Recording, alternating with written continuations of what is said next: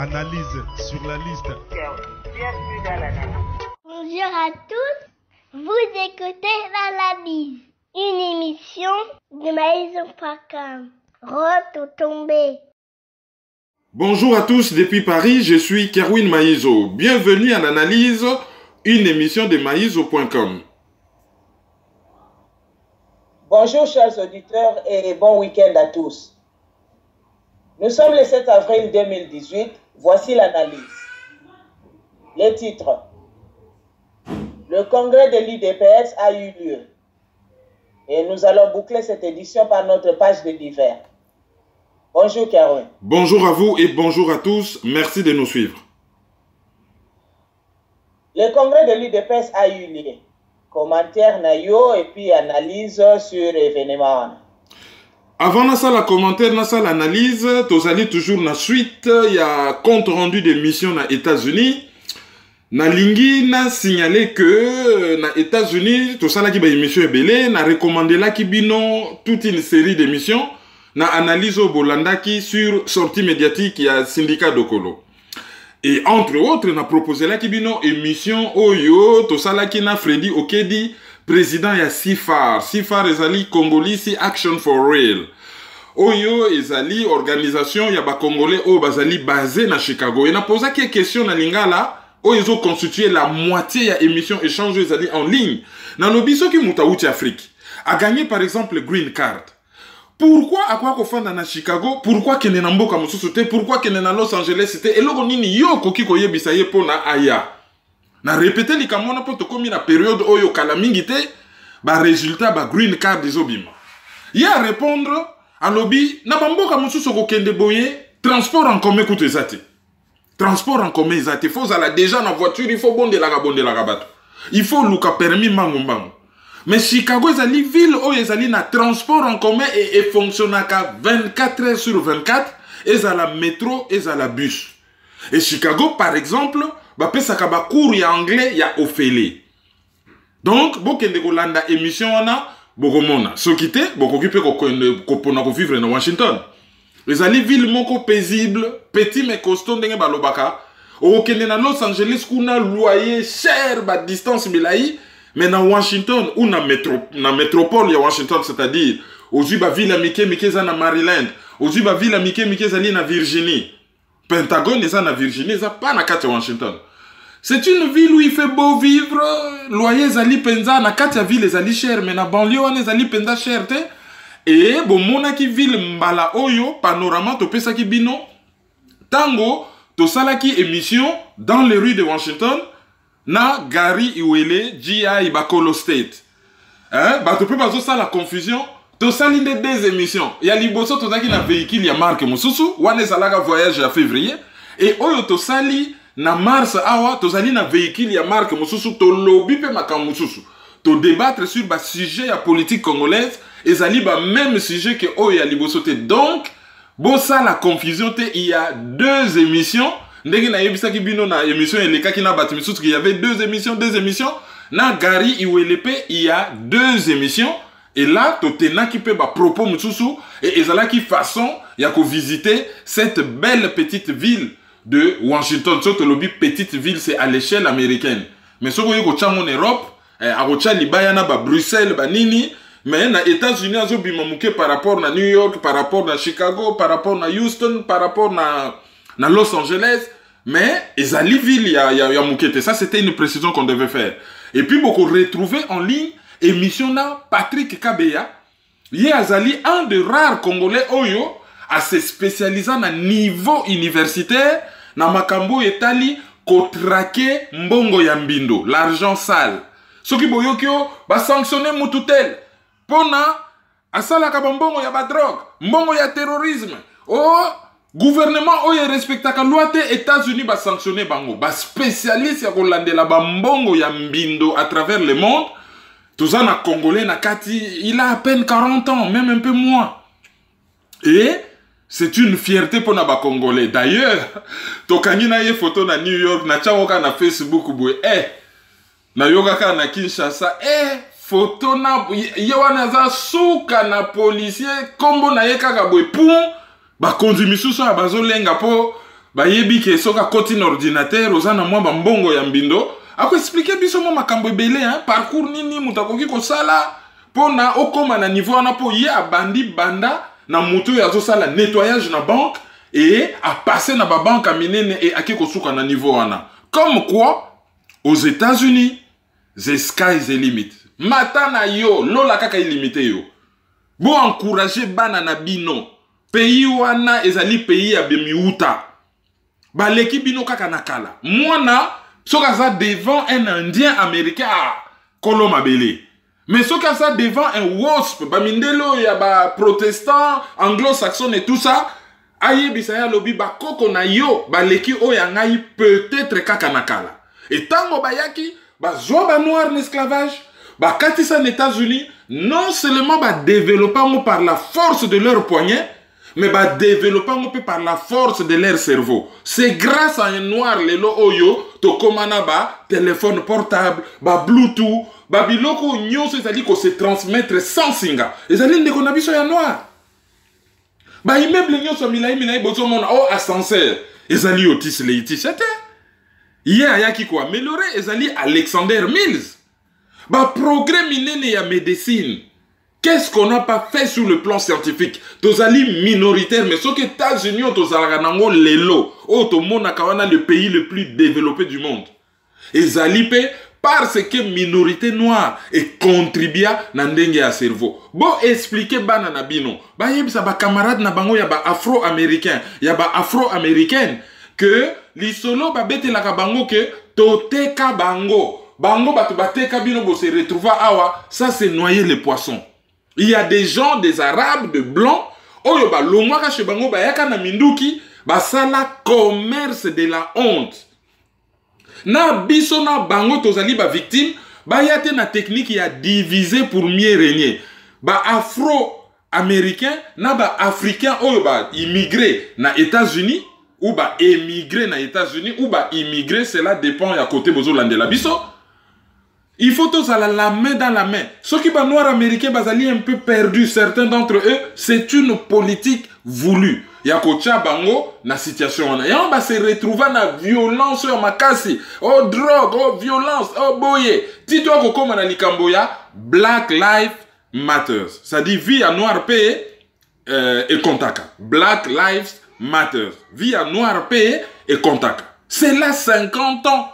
Après la mort de Martin Luther King ou Martin Luther King, oyo dossier wane ezali tellement complexe que attendez-les batu bakwa ko koma ba livre bakwa ko éclaircir makambo ebele par rapport na dossier wana ye bazo azali héros ya ba noir mais muto yo atraka ye oye babengaka acharnement Hoover o azalaki directeur ya FBI, ye siège ya FBI na Washington, et ça na kombo na ye Hoover. Voilà. Donc, ba face nyonso ya Amérique, c'est un pays ça na ba face moko un peu compliqué. Oyo ezo senga ba lecture ebele, ezo senga ko approfondir ba histoire. Et na landaka même leçon moko leçon. Il m'avait expliqué sa leçon. Père George Intiba na Washington, azali professeur na Université Maryland. Azpesaka cours ya anthropologie. Et là, il faut expliquer, élèves, noirs américains, dégâts, non, il faut expliquer, un dossier en rapport avec la mélanine. Et, ndengenini, des pigmentations, kopcha choko, dégâts nini kosa le pa ya moto. Et avec beta histoire ya esclavage. Et tout chacun, un jeune noir américain qui en a même eu les larmes aux yeux, et il n'a jamais compris comment il a âge na yewana. Ayebaki makambo wana nyonso te. Décidément, aux États-Unis, tozana makambo belé ya ko exploiter. Bon, tozana invitation na bino belé, Raleigh, Charlotte, Atlanta, na moni sur invitation, il y a Seattle, il y en a encore un, il y a Boston, na moni lisusu, il y a Dallas, il y a Houston, il y a San Francisco, bon, na Canada, tozali un peu focus sur bino, le moment venu, te retenir bino au courant. Quand est-ce que nous serons avec nous donc? Bolanda Djai Bakolo Stet Nangai et très bientôt Bolanda Pe Patrick Kabeya Yepe Bogomona, une émission quand même très intéressante. Alors Sikoyo Tokotana Bodindo ya Likambo. congrès ya UDPS et Salami.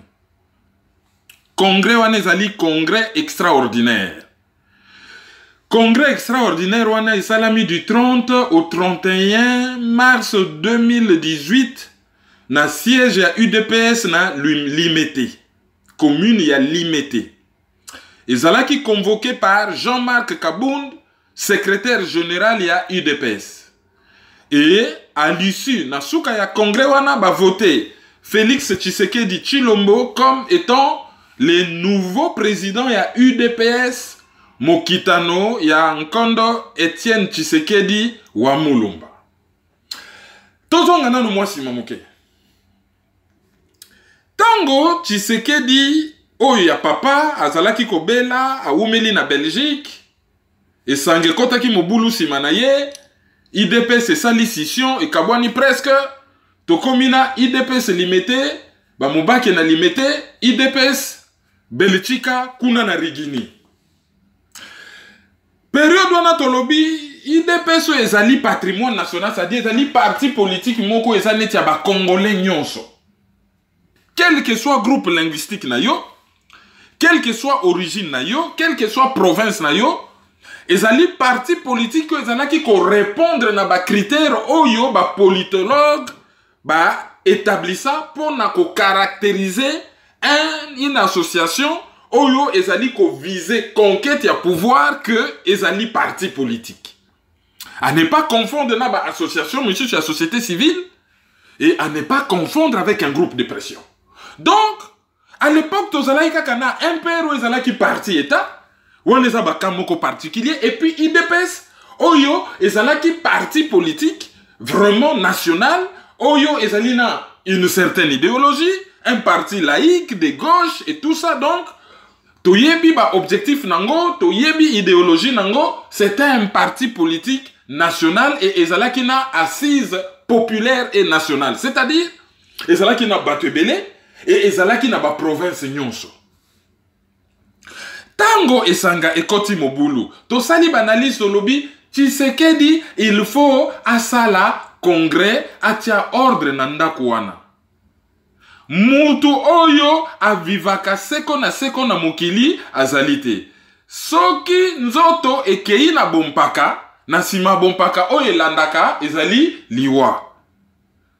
Moto soka komi mpaka, a komi déjà ko préparer testament na ye, a komi déjà ko teya bana na ye, a komi déjà ko bongisa ndako na ye, a komi déjà ko komba ndako na ye. Bien que biso ba congolais tozalaka na culture ya testamenté, tozalaka pe na culture te ya baserance, tozomona na poto ah mutakufi et komi cotisation.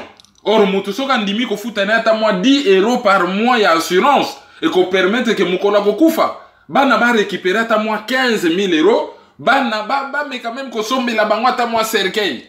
Mais tozalaka na culture wana te et ezali même côté des fois ba dirigeant na biso bazali na culture te ya testament hein kokoma testament na bango ezali nini ko préparer makambo sur le plan politique et les kabien kokoma pour na ko expliquer biso mboka ezali bo botala makanisi na ngatalo na sali on na kokaki te ezo permettre ba génération future ba yeba nini fo basala.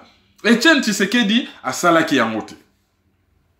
Tango asongi na Kinshasa a rassemblé parti, a metaki même en place école moko ya idéologie. Basalaki un congrès ordinaire si je ne me trompe, pas extraordinaire, mais c'était pour résoudre certains problèmes résiduels. Naza ko me tromper na bi ka salaki réunion moko, je me rappelle plus que salaki congrès. Mais en tout cas, il a essayé de faire des choses, mais il n'est pas allé jusqu'au-delà. Malheureusement, le 1er février, aïe kokutana na liwa. Le 1er février 2017. Le londenge tozo loba, 14e mois yangoyo, bakundi ye kakate. Batu oyo batikalaki kaka na désordre. Soko lobi, bameka ko bongisa. Batala ba statut, babengi yo mutu yangbanda, babengi yo tribaliste. Alors, qu'est-ce qui se passe? Constitution, nani, statut ya IDPS lobini. Pour ba statut ya parti politique, ezali loko la constitution na bango. Ezali loi pour na bango. Tango bo sali ba statut wana, bokeiko authentifier yango epai ya notaire et jouir force ya loi et comme opposable à tout, c'est-à-dire comme mobeko yo mutu nyonso il faut atosa, même ceux qui jugent alinga juger likambo etali parti wana a komi ko juger yango par rapport non seulement na mibeko ya mboka mais par rapport na statut, parce que statut wana et acquérir statut ya loi et komi mobeko oyo moto nyonso il faudrait atosa. Statut à IDPS lobby. Statut à IDPS lobby article 26 que ce qui président ya UDPS a koufi bako remplacer na batu misatu. Ce que zalaki mutu moko tonga to benga ye single. Ce que zalaki batu mi balé tonga to benga bango duo. Mais loko les a batumi satu, baso benga bango triumvirat. Il faudrait triumvirat. Batumi satu, ba sala intérim ya président ya UDPS. Article 27. Batumi satu ane za banani. Batumi satu wana ya liboso. Ezali, président, secrétaire général. Par exemple, si ko yo to yebi kombo na statut, yebi loi ezala qu'impersonnel, hein. Pour le moment, ce tobito Tchakombo, donc Jean-Marc Kabound. Mais les basos ça la loi, bah yebi mutute. Mutuyami bale, selon l'article 26. Oyo ifo zala nakatia triumvira, ezali mokonzi ya parlement ya parti. Kombo na yango convention démocratique ya parti. Alors, Moutou yami bale, ye wana, ye azo joué neti rôle ya parlementaire. Et Moutou yami satou, ezali président ya commission électorale permanente ya parti. Batumi satou wanande, batou oyo, bakoki, commission électorale permanente du parti, et puis convention démocratique du parti, et puis secrétaire général. Batumi Satouana va assurer intérim pendant 1 mois. Bengisi congrès extraordinaire et congrès extraordinaire et kopona président ya UDPS. Or, Tshisekedi vivant, Etienne Tshisekedi Wamulumba vivant, à Longolaki président ya commission électorale permanente du parti. Raison Longolaki est Toyebiti. Tozo soupçonné que tango l'élection en 2011 et Salami, IDPS Azalaki incapable ya ko présenter ba témoin dans tous les bureaux. Tango contentieux électoral et botami. Ba senga Tshisekedi balobi yaka na ba PV oyezo lakisaki ya yi fraude. Azalaki incapable et espoir na ye zalaki église catholique alla ki saba PV pour église catholique alobaki kazana yango. Et ba cardinal Monsengo na ba monseigneur Jomo ba kale na bango. Ba la ki cité est-ce qu'à Longola ye pour na raison en até parce qu'il y a eu des failles dans l'organisation des élections. Peut-être. Tolobite ke zali yango mais Tshisekedi a Longola ye. A Longoli a remplacé Moutouté. Et ba instance y a parti Oyo, ce qu'on t'a dit dans la statut, il y a quand même des instances de contrôle. Batou na yepete ke olongoli mutu, pourquoi pas remplacer mutu na poste wana, mutu wana zali na rôle moko clé à jouer, du moment que président ya parti, non seulement à koma kimpaka, mais à koma kipe na bokono na nzoto.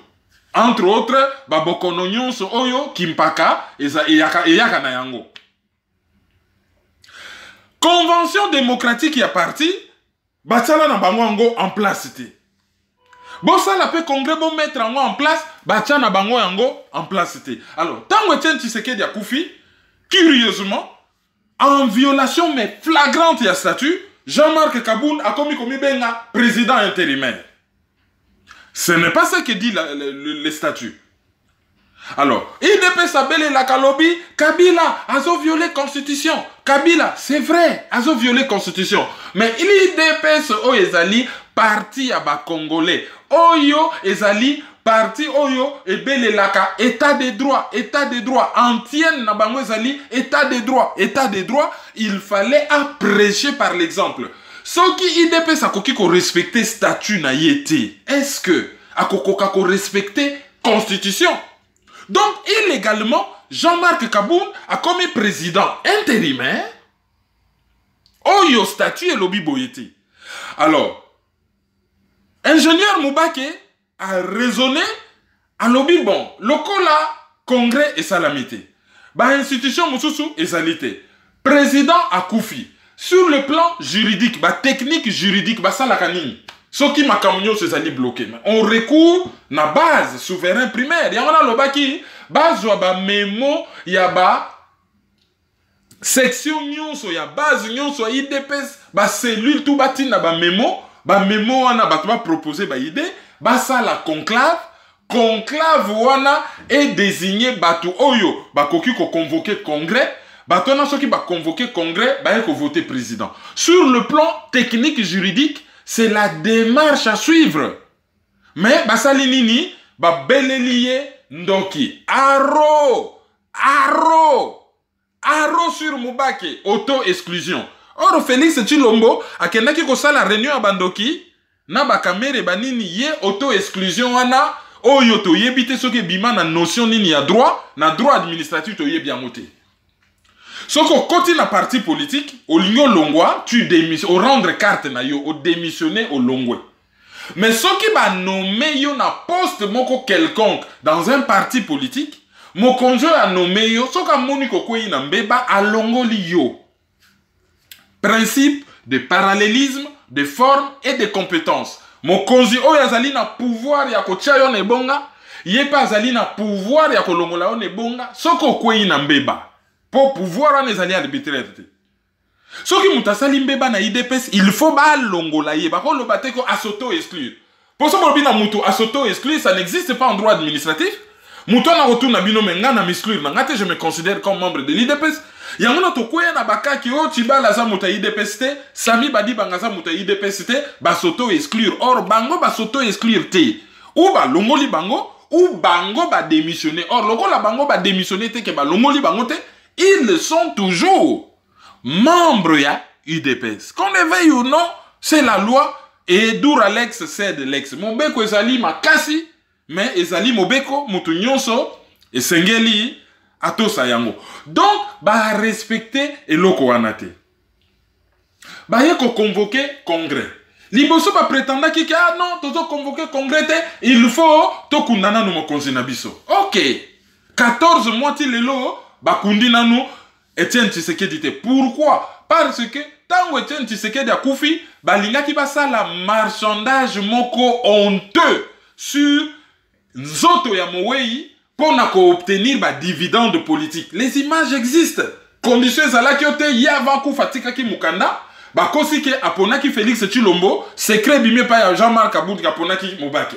Donc, ba kosi d'abord un katika ki mukanda, oyo batika la jamais ko fongola ni kotanga, ba pesango basango mabe, basango bazom selango Félix Tshilombo. Mabe, soki mukanda wana ba tchakombo na yeza ikomba Moubake te. Solennellement ils ont mukanda na ye afongola en public afongola mukanda wana te ote lokola Tshisekedi atika ka mukanda ye faut ba nommer premier ministre ebembe wana ezako déranger Kabila yebaki ke soki ka ke ye na Kinshasa e ko yinda tellement que akokoka ko gérer yango te ndenge ba gérer ebembe ya Moloto ndenge ba gérer ebembe ya Marie Misamu ndenge ba gérer ebembe ya Papa Wemba bakokoka te elinga ke balayer bango.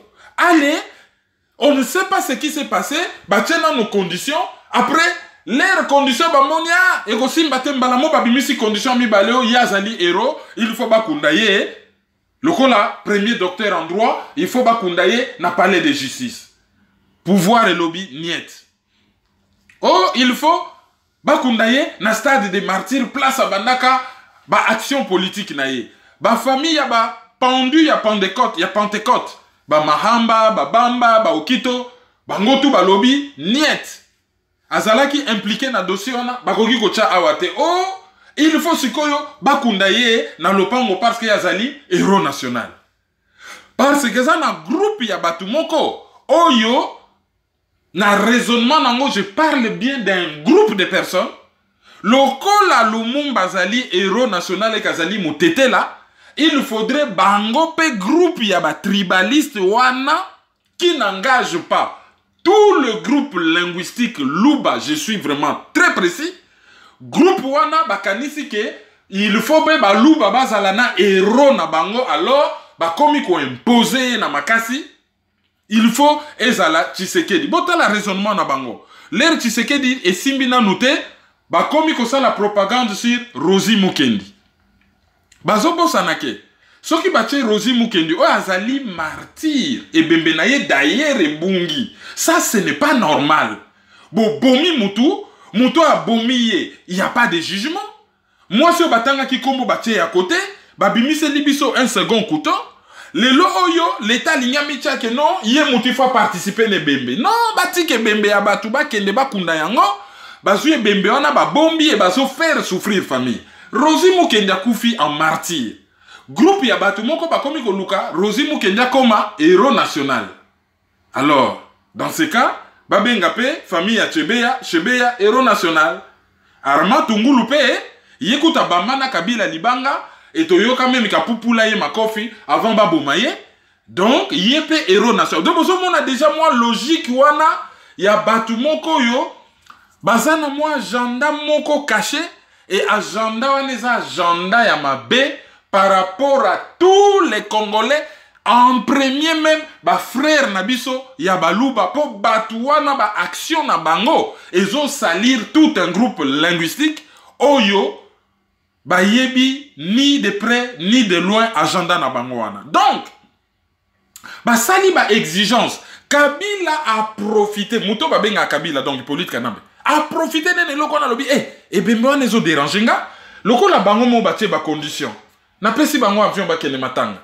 Na pesi bango mbongo ya matanga Jean-Marc Kabunda wangana te. Na buki ba tombi ya batu na cimetière ya Gombe balobi memo ye bakoku na yesika moko na batu lokola ba papa wemba te. Oyo, qu'on le veuille ou non, c'est un des plus grands ambassadeurs de la culture congolaise dans le monde. Un aspect de la culture congolaise parce que culture congolaise a se résumer dans la musique. Mais balobi, quel que soit ce qu'on peut reprocher à papa wemba, ba phrase wane bima.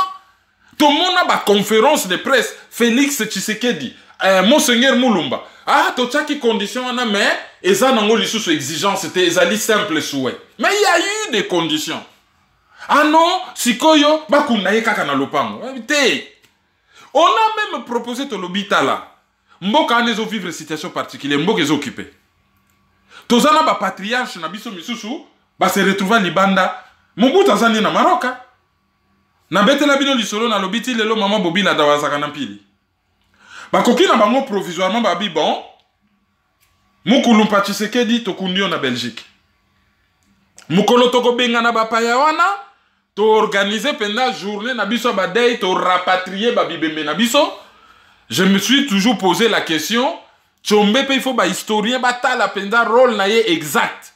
Allez ba so pene bembe ya Tchombe na ya Mobutu na ya Tshisekedi ou tout autre patriarche oya Koufi Libanda ba ramener yango na mboka et ba sale la pe Lumumba tombe moko symbolique ata wana na place o batia monument na échanger la limité bazu ata linu na ye pa ya belge a gardaka linu na ye batia ngata na boîte ba sale li ata tombe symbolique. C'est des choses à faire. Batu balobi non tout de suite ye fa zonga avant zonga faut ba condition ça Kabila profiter OK.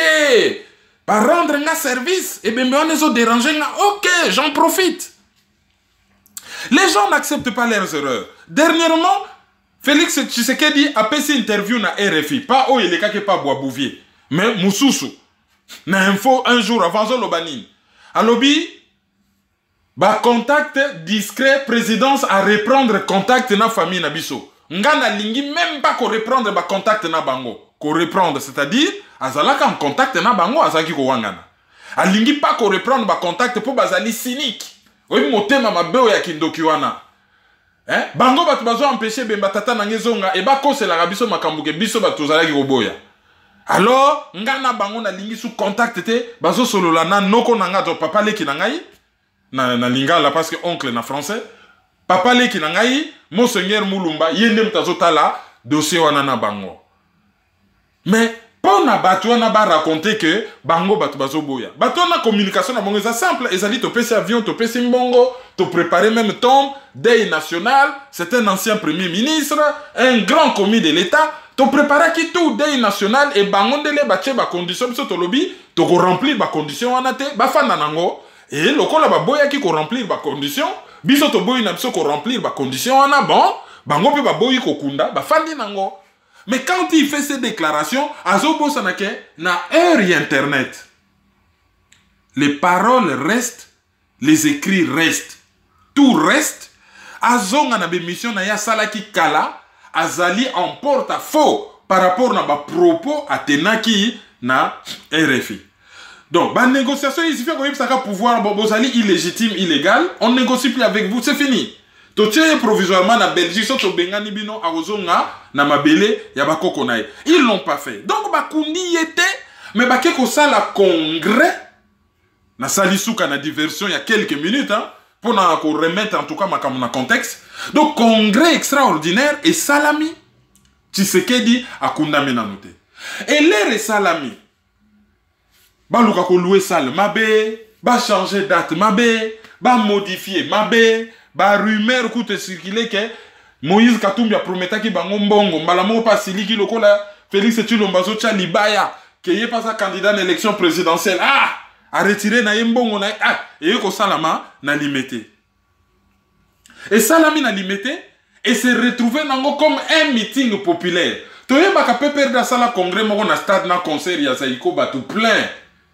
Oyo, bisonyo soto critica ito lobby et zalakate congrès salamaka ndenge wana te zalaka na ba forme zalaka solennel bozali na kata salle c'est quelque chose de formel de solennel et zali na ndenge nango salamaka tout le monde ya pe perdre na stade oyo ya IDPS tala ba image et ça lokola meeting populaire et na meeting populaire wana non seulement convocation nango et salami en violation article 26 statut donc ba violer statut ba sali yango lokola meeting. Et grave, que ça la vote, il y a un nouveau président, Naboutou, à 2 h du matin, et à main levée. Or, vote, il faut ezala libre, démocratique, transparente. Or, vote à main levée, liberté zalakate pour vote, il fait zala secret. Moutazali libre, ngai oko kendeboye, tata na aza candidat à l'élection présidentielle, yo ke yo le ko voter tata na yo, o voter na mutu musu solobi non. Tata Nangaï vraiment à sa compétente. Mais ce que ça qui a main levée, au lieu que Tata Nangaï mona, vous allez obliger, le col aux amona naï au tombeau la mosapi. Donc liberté à voter, ça l'a quitté. Bah ça la vote na 2 h du matin avec éclairage on a bizarre naki. Bah tiens moi bah candidat moko faire valoir. Bah ça li débat moko bah mon bazako benga démocratique mais ça faisait rire. Bah candidat bah présenter bah CV. Et ton moni même profession à Félix Tshilombo, Tshisekedi, homme politique. Ton moni CV moko mais mal fait, qui ne cadre même pas avec la vérité. Un CV oyo scandalisant qui battu misusu. Après, 3 candidats bah se retirer, moko ya faire valoir à Tikali, et bah sali loko moko kitch, et à main levée, allez, bah désigner Félix Tshilombo, le nouveau président. Et bah fandi si na kiti moko ya ngwende penza oyo afandi wana et ye mutu a convoqué qui congrès a clôturé yango. Mais celui qui a convoqué le congrès était là, c'était à lui déjà ya ko clôturer yango et bah investir le président ya Sikaya bandi misala. Donc curieusement, mutu oyo a convoqué qui congrès ye mutu a ko clôturer yango. Donc violation de la loi sur violation de la loi, makambozo sala ma textuel lokola PPRD. PPR2 est un parti moko fasciste ya bapaya. Basali makambo textuel. Congrès wana ezali congrès moko illégal, illégitime et produire ba résultat moko oyo bakoka ikosala autrement. Et lobata Patrick Mbekoke Félix Tshisekedi azalaki ko régner sur l'IDPS à bas bruit et baye na bango kako ko silisa processus oyo bandaka ya ko bengana cadre nyonso ako chaye kaka soko lingo chaye kaka dia ba bengani yo moleka longwa motu boye auto exclusion kaka longwa allez ba nettoyer terrain ba préparer. Or ce garçon a tout l'avenir devant lui. Il est membre de l'IDPS. Il a un nom. Akokaki na ye ko accéder na présidence ya UDPS wana proprement. Azali na base électorale. Biso na Congo, ba parti politique, ba leader, base na bango ezalaka caractère linguistique. C'est comme ça notre sociologie. C'est pas un péché. Et ça m'a bêté. Azana ka bakata na base électorale na ex-province ya Kasai, les grands Kasai. Azana base électorale na ville-province ya Kinshasa. Et ce qui totali sur le plan cohésion, sur le plan numérique, Kasai ezali province moko ezali peuplé. So oza na base na Grand Kasai, oza na base na Kinshasa, o ezali pe région moko ya 12 à 13 millions d'habitants, ezali très peuplé, ozali na base moko solide. So ka sali makambo proprement, tout un boulevard est devant yé. Mais il ne se rend pas compte que d'erreur en erreur, azali ko s'enfoncer. UDPS patrimoine national Leloyo, il s'est retrouvé comme un groupe tribal. Et pourtant, c'est un patrimoine national. Et il se sent à l'aise, né à Kinshasa, grandi à Bruxelles, à se retrouver dans mon milieu moko, je ne dirais même pas linguistique. Surtout le lobby linguistique, tu crois qu'on incriminer Balou Banyonso. On dit bien tribal, ça dit moi groupe moko boye, na yebite batumisu babenga moso babenam pouka, je sais pas si je me trompe, je vais dire un petit groupe, baye basali loko na bango, et bazo mona te que ezali contre-productif. L'IDPS ne pouvait tel pas prêcher par l'exemple. L'IDPS ne pouvait-elle pas faire les choses dans les règles de l'art? Qu'est devenu l'IDPS des 13 parlementaires? IDPS ya Bambouankem, IDPS ya Baliao, IDPS ya Papa Fanana, IDPS ya Papa Ngalula Mpandangila. Qu'est devenu ces IDPS-là?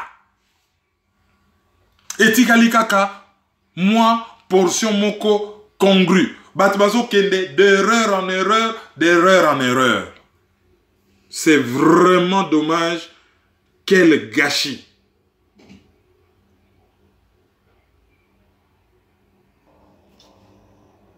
Na 2 jours eleki tolandaki interview ya Félix Tshisekedi na RFI. Otie biso na contexte et puis on rappelait biso alobaki nini parce que wana eza interview à PC en tant que président ya l'IDPS. Oui. Bayambaki na édition ya Tongona ya midi, hein? Ça c'est la grande interview Afrique Matin. Et le grand intervieweur ya RFI, Christophe Boisbouvier Moutayambaki, na tranche wana bayambaka kaka ba grande personnalité. Ce n'est pas n'importe qui au bayambaka wana. Alors bayambaki Félix Tshisekedi. Et présentant qui est comme le nouveau président de l'IDPS et les futurs candidats, les candidats à l'élection présidentielle na RDC. Alors, et là, on a remarqué d'abord, ce qu'on chronométrait l'interview, au lieu de parler de lui, de son programme, de l'IDPS, quelle que soit la question, il a beaucoup plus passé son temps à parler de Moïse Katumbi. C'est vraiment, on dirait porte-parole, il y a Moïse Katumbi. Alors, dans l'interview, a expliqué, voilà, a commis président, et Azali candidat à l'élection présidentielle, les bazo tout naïe que Katumbi paye candidat à l'obio bakosa la match amical, azo bengaye compagnon. Asa compagnon te peut-être camarade de lutte, si lutte il y a, asa compagnon te asa camarade de lutte. Et dans la politique, il n'y a pas de cadeau. Tous les coups sont permis. Bien que Nazalakate adepte ya n'importe quel coup, y compris en dessous de la ceinture, n'engue toko mon amicolo. Mais ezali monde moko très concurrentiel. Ako lobate ke o ngana Katumbi match amical. Il n'y a pas de match amical en matière électorale, il n'y a pas de match amical. Projet contre projet, nani yako kamba mboka, nani yako développer mboka. Et puis lobeli makambo congrès na ye, ozomona ke Boisbouvier ayebi penza azali calé na politique congolaise, a posé qui est ba question mais bien précise. Et Azolo ba même Azali candidat à l'élection présidentielle, mais yemoko na kat interview, Azo reconnaître que Azali sûr te que l'élection ko salamaka. Azali na yé sûr te l'élection ko salamaka. Mais y Azali candidat à l'élection présidentielle. Mais Azali sûr te que l'élection ko salamaka. Donc, boko yuko kende na www.rfi.fr, boko mona intégralité interview ana, le reste Azali makambo ya lobaka, o to yebi déjà. Et le lendemain, na cadre ya équilibre, baye ko récupérer Shadari ou Azali secrétaire général ya PPRD, yé a commis na yé juge, a décrété à lobby Moïse Katumbi, c'est fini. Bazwa qui est parce que le quoi, bazwa qui monte opposition, bazwa monte pouvoir. Yé a ko répondre même pas na makambo Félix Tshilombo lobaki, mais aye na ko loba makambo Katumbi a décrété que pour na likambo ya nationalité a beti faux, donc c'est fini pour naye, c'est fini, azali bloqué, azali candidaté. Mais là, batouni, mais bino kuna na PPRD, Sami Badi Banga, azalaka nommé tout en étant Mupaya. Oh, azo senga na batunyo so quand na bango bazali na kawana, baya ko régulariser situation na bango. Alors ceux qui Katumbi a régularisé situation. Ah, il est déjà à cause qu'il est azalaki gouverneur, quand naye c'est fini, azali bloqué. Même ceux qui a régularisé, à ça salaki mabe. Bon, talandenge batbazo raisonner. Mais raisonnement na bangwana, ça ne fait pas de Katumbi un opposant. Oh yezo le cas entre Katumbi na bata PPRD, c'est la guerre des dauphins. Article bimi na Jeune Afrique, on a selon ben photo zanango. Yo kasina na bambi article na Jeune Afrique.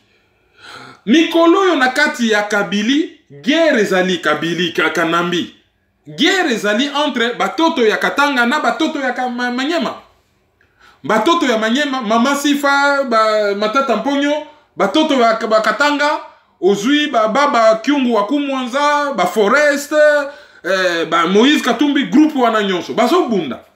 Et apparemment, encore faut-il que Ezala étayé par ma preuve irréfutable, Ezali Matata Mponyo, Mouta Betiye Penda, Bala Nikolo na Jeune Afrique. Malgré que cabinet Akin Kram, nde oyo simbi bentere ya Moïse Katumbi yango ne muteta ko sala ko gérer image ne na ba média toza ko mona toujours ba article favorable na Jeune Afrique batu ba mitu na ndenge ni Jeune Afrique baluki peut-être qu'elle est plus gros que oyo ya ko lia na kan Moïse Katumbi et selon certaines sources ezali Matata Mponyo muta betiye ezali des guerres de dauphins d'ailleurs yemo Katumbi alobi yango ke ngana Kabila il y a pas de problème ezali a désigner des dauphins. Si 2017, Azalaki n'a un bon président. Ceux qui a désigné dauphin, problème est commis, Banda Soboya a désigné dauphin. Donc, ils allaient d'abord guerre des dauphins. Et même dans l'interview, on a entendu Sabina Félix, ça ne va pas que le grave. Tandis que les Congolais, ils ont Félix à l'obio, Toyo Kanaki, to garantir Kabila impunité. Hein, to garantir impunité. Et tout ça, bon, à l'ingité. Après, à Bambi Chibala, ndenge a mesana ko bamba Chibala po Chibala a joué na ye personnel sa primature.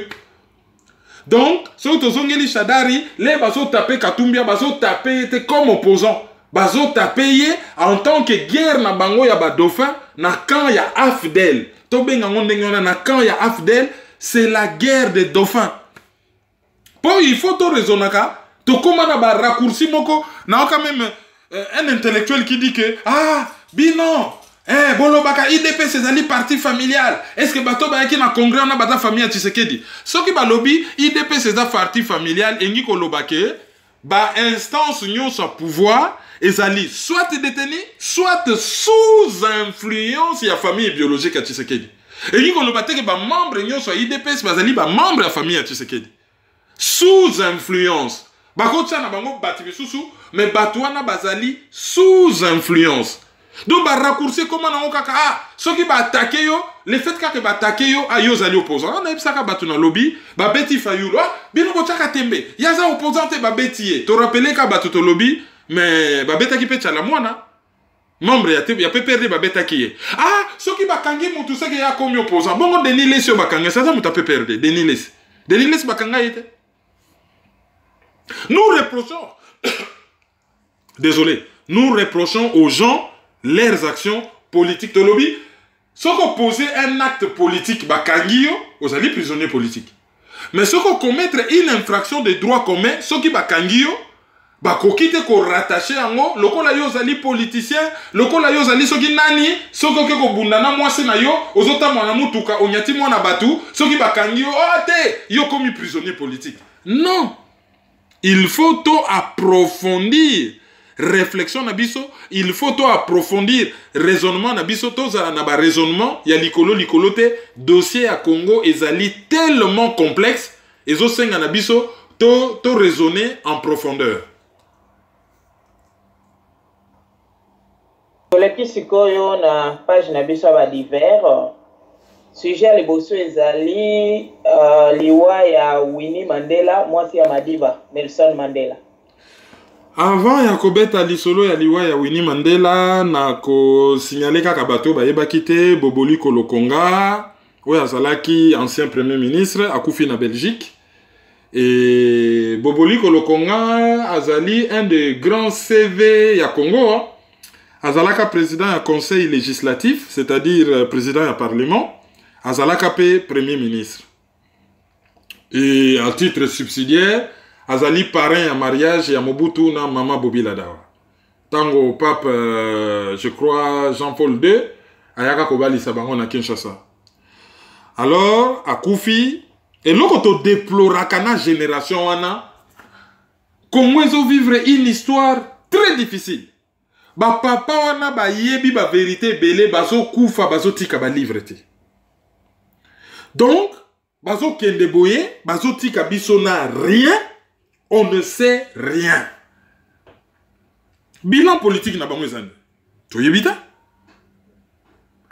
Bilan idéologique na bango ezani. Toyebita? Héritage politique na bango ezani. Toyebita?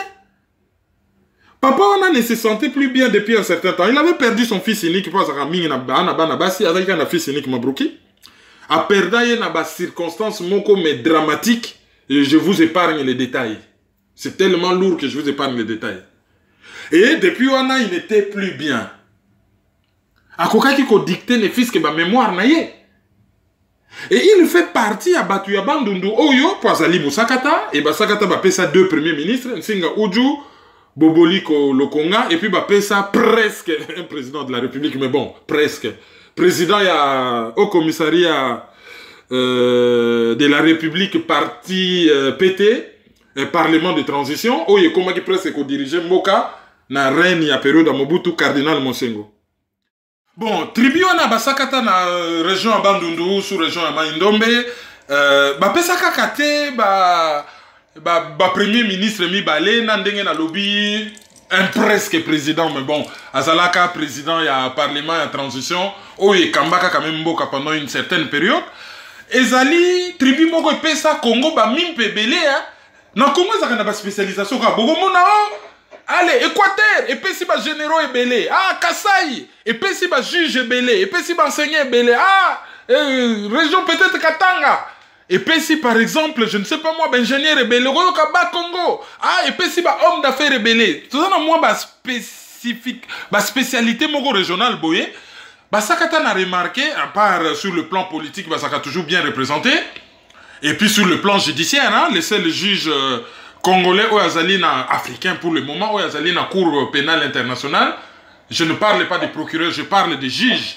Et Azali Musakata, mais bah personne n'est pas Monseigneur Ebele. Aujourd'hui déjà cardinal Mosengo, aujourd'hui yé Monseigneur Philippe Nkere, aujourd'hui Monseigneur Moke oya école Moke na Matonge, aujourd'hui Monseigneur Bafudinsoni oya azo diriger Kin, aujourd'hui Monseigneur Lesambo, aujourd'hui Monseigneur je crois José oya ça na Idiofa, José, j'oublie encore son nom de famille. Alors, José Moko. Ah, José Moko, voilà. Donc, bah c'est belé, hein. Ce qui manque quantité, il y a mimpe nakati ya tribi et me marabatuna lola. Nde ba sakata pena banga ba yemba njila zulu betu kwendi la ba mama. Mais bon, je dis ça, c'était juste quelque chose à souligner. Dans ça, n'a juste un simple constat. Et puis, on peut les reproduire comme ça dans la tribu et belé, hein. Au mona tribu mususu tala ingénieur belé au leki côté mususu au monita là ba professeur d'université belé au zongi boye Okomona tala ba chimiste belé, okeyiboye tala ba artiste belé. Décidément, ce pays est vraiment un pays béni de Dieu. Et c'était une occasion, yako souligner yango, mettre en valeur diversité culturelle nabiso ezali kozala tribaliste. Tribaliste ezali na sens ya mabe. Tango yo komi ko déterminer bandeko na yo par rapport à leur tribu et que ba rapport sociaux nyon se établir bango ezo passer toujours na ornière ya moi vision wana tribal. Tribalisme ezali quelque chose de négatif. Mais que ça la exaltation ya culture ya ba avantage na biso et que ça la exaltation ya diversité na biso ezo ça la force na biso, ce n'est pas du tribalisme. Mais ce que tali elite wana nyonso province ya Bandundu na sous-région ya Mai-Ndombe ezo rame. Na pesaka exemple moko scandaleux. Ville ya Bandundu ezali capitale régionale la plus reculée, ya ba capitale régionale nyonso oyo ya époque ya 9 régions. Mais il suffit kaka basala moi bretelle moko soki à 100 km ba relier yango kaka na nzela oyo euta Kinshasa kendaka Kikwit. Ville ya Bandundu, ex-Baningville, et comme il banlieue ya Kinshasa. Que moutako longwa na Kinshasa boy na 8 heures, azana Bandundu na 10 heures, ce qui bat kezo sala. 2 heures du temps. Tout ce qu'on a commis comme premier ministre, Nsinga Uju, Boboli Kolokonga, Mongolo Diaka, Muzito, Kizenga, na yebite soki na bosani nani. Ils n'ont même pas fait ça. Héritage économique na bango ezali nini, héritage politique na bango ezali nini, politique na bango ezali nini. Oyo nyonso ezo salama wana, c'est du gâchis. Ba papa wana bazo kende mais c'est du gâchis. Papa Boboli koloko ni bato bako retenir. À part bateau moko salaki munga nkolo oyo et renda quand même ba service ebele et salaka na Mai-Ndombe wana dans la rivière Mfimi et kendaka je crois Nyoki ou eke ba Kiri kuna ba Oshwe après ye Kinshasa à part bateau ane renda ba service il pouvait faire un peu plus donc liwa na bango c'est du gâchis en fait c'est du gâchis. Alors tozonga na liwa ya Winnie Mandela. Winnie Mandela oya kufi c'est une grande dame tala na histoire ya apartheid na yebite soki baza misatu oyo bazalaki na niveau ya engagement ya mama wana a telemela apartheid et a bundela yango jusqu'au bout et elle a payé les prix les plus forts. Oyo mususu ya makasi ezalaka Steve Biko akenda. Nelson Mandela abunda akenda même koyekola ko tirer ba minduki na FLN bazaki ko benga ye terroriste a telemela mindele ti akota prison et il a tenu bon pendant 27 ans. Mais malheureusement Nelson Mandela oya bundaka contre apartheid tout court. Tango komi na prison ba balusiye tango bimi au lieu que abunda contre apartheid andimi que apartheid ya poso ko séparer mundele na mutu mwindo esuka mais andimi apartheid économique c'est-à-dire quelques noirs baya ko rejoindre manjoa ba matana niveau moko boye et apartheid se créer entre classe ya bazui mindele na batu mwindo et na classe ya ba pauvre. Et Winnie Mandela a comme article moko là-dessus alobi tala oye salami. Et ça dit que ANC s'est retrouvé dans le pouvoir, bah comme ça la kaka loko la mindele très corrompu et bah qu'elle n'a même qu'au boma ba mineur ANC na pouvoir bah beta batu na marikana batu bakufa bah beta batu masasi alobi statut ya Mandela et ça dit na 100 tonnes quartier à finance et ça dit na Soweto te maman on a atala Constantine Asuka yango wana kutu président oyo ya parti pour la liberté économique. Alobi, ANC va trahir Winnie Mandela, va défendre yete comme il se doit. Et ça c'est vrai. Ba mindele natala documentaire, ba luta, ba salisa maman wana, ba mema ye de scandale en scandale. Na oki bat bazo zalela ye sévère que mobali na boloko, ya bimina mibali libanda. Quelle est cette femme qui peut tenir 27 ans mobali na boloko ye fidèle? Parmi ba auditrice o bazo yokanga. O bazo bambaye libanga. Oyazo yokanga, quelle est cette femme qui peut tenir 27 ans. Prison ya Robben Island, des alités locaux la prison ya la haie, na Cheveligingen. L'olève betani. Prison ya la haie, na ya ces pays. Oh ok, bozana luxe, bozana ba TV, une fois par semaine, moi sinon otala yo. Vous comprenez ce que je veux dire? En Afrique du Sud, c'était pas le cas. Donc, tu vas traiter sévèrement, oui, il y a eu des scandales. Dans le journal Le Monde et puis qui je crois mon colo ya koufaki le lendemain. Bah la kisi ba scandale Mandela benga boye. Moi ça puis ba bengi hôtel mobali na ye copain musu sa décro. OK. Il y a eu tout ça. Mais bon landa pe documentaire yo ndenge ba service secret sud-africain ba sala tout ba salir et ba écarté ba tchaye à côté à Mandela parce que y a Azali radical. Elle a vécu debout. Elle est morte debout, la tête haute, et c'est une héroïne qui mérite d'être félicitée, applaudie et célébrée. Ce qui n'a Congo, tout ça, maman a boyé. Ne peut-être l'élo, ba osaka anabisonde, ba osaka anabisote. Bon, ba makambo, ba lobaki o Mandela, ce qu'on lingit bacha au pouvoir, yo tchaye un peu à côté, yaza radical, ba déshérité même, makambo ezali kutu na procès, ba zo la même ndaku, ya lobi boba kundaye na Johannesburg. Bazowe landaku même bandanaye grâce à Machel agozala quand même na matanga et andimi que c'était une grande dame hein à la qui s'y peut moins grandeur de cœur pour des fois ba grande personnalité il faut ba yeba ka ko se dépasser pour na makambamboka au lieu ko tikala na mo ba considération wana mbanda wana boye bon ba kabola ka mobali moko mais sur le plan lutte pour la dignité à toute l'Afrique. Je pense que Azalaki ko mérité hommage au bazana ko rendre y compris en bandanaye grâce à Machel. To komi presque na suka analyse mkora lelo toujours les cas directement na auditeur du jour mais avant tous les cas auditeurs du jour to kosenga soki ozalina ba communiquer au pesa comme ça lelo to changer ordre ba communiquer liboso auditeur du jour et puis to clôturer. Ouais, juste qu'on signaler que dossier à ma machine à voter en tout cas et ndongo alors ils en ont même plainte lobito yebisaki bino ndenge Corée azo signaler ba société na ye que machine wane ko benda ba makamu na RDC ba benda na dossier na bazala mayele. Lelo oyo plainte moko ba déposer yango na justice ya Corée contre le secrétaire général ya AWEB. AWEB ezali association mondiale ya ba commission électorale siège nango ezalaka na Corée. Alors association wana ya ba commission électorale bazali ko sala promotion ya machine à voter na Congo. Alors Kim Jong-il oyo azali président ya AWEB a favorisé société coréenne Miru. Hein? Or, organisation naïe, c'est-à-dire AWEB, Oezali, ensemble, il y a la commission électorale, l'Union Soyamon, organisation naïe, bazo lutter pour la transparence du processus électoral et qui ko favoriser société sud-coréenne voilà, atte que la congolais, ba machine oyo et koki ko favoriser fraude électorale.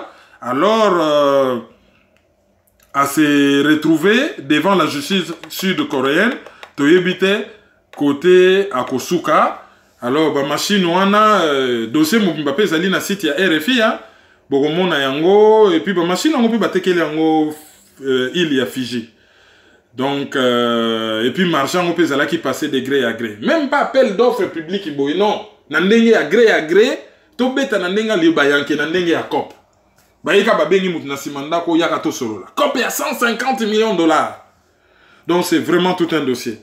Congo a boy ko kendo participer na conférence des donateurs bazo lukaba sangisa mbongo pour na ba aider ba congolais nyonso oyo bazali ba réfugiés ba oyo ba kimi na Kasai na Tanganyika na Beni et tout ça ONU azo espérer que conférence des donateurs le 13 avril et koki ko rassembler 2 milliards de dollars gouvernement congolais a boy ko participer na été alingi na yepete ba aider batwana d'ailleurs ONU azo chama kamna bango ka bazolinga Joseph Kabila alongwa alors bango pe basiliki bako participer na bananyo wana te bo sangisa na bino pe l'arte pona bo aider bato to ebina biso ke bambongo basangisa kawana et même nango nulle part bota la fondation Clinton na Haïti bazwa soki 1 milliard de dollars batonga sinda na Haïti et loko wana pe to yebi yango Mais on préfère encore sur 2 milliards wana.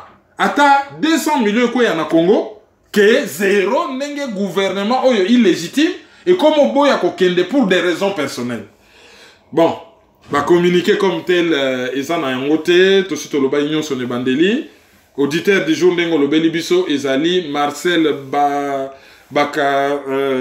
Bakubaka ye azali na Washington métropolitaine na États-Unis. Auditeur du jour yami balé ezali Patrick Kabeya ye azo travaillé na New York azo fenda na Financial District et ye afandaka normalement na Charlotte.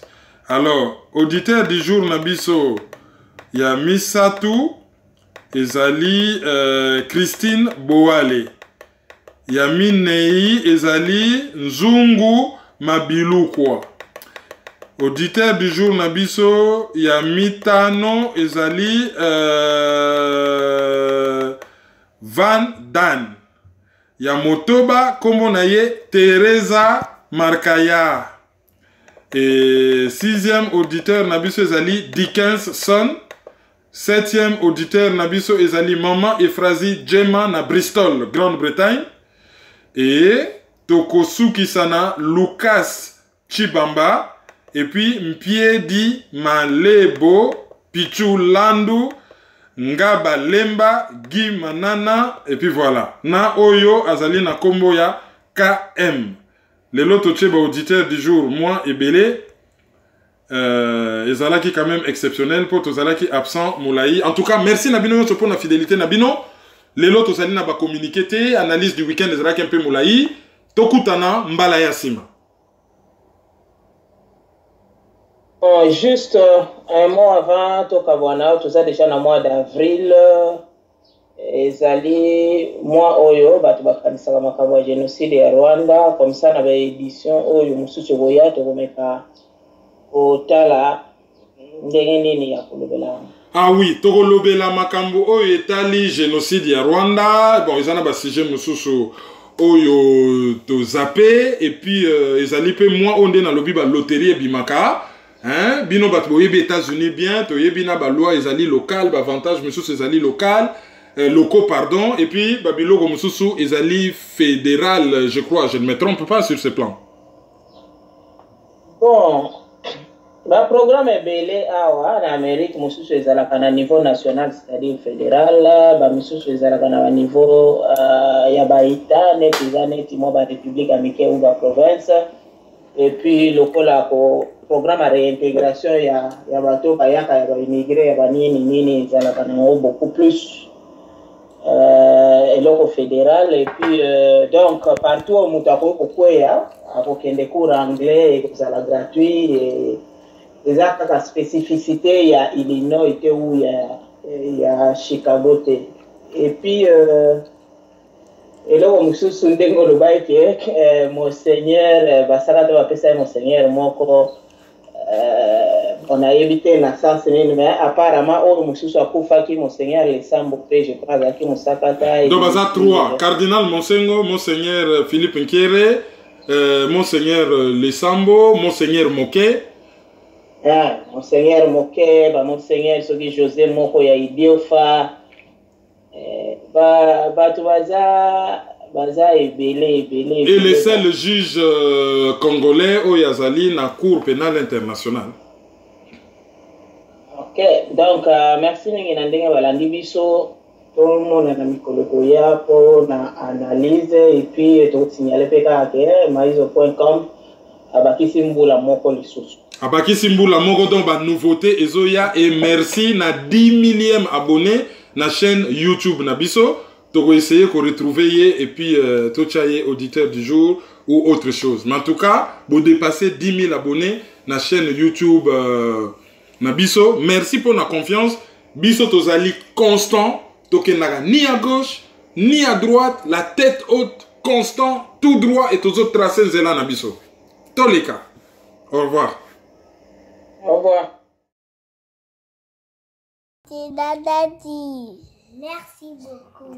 Merci beaucoup. Merci beaucoup pour tout, ça va.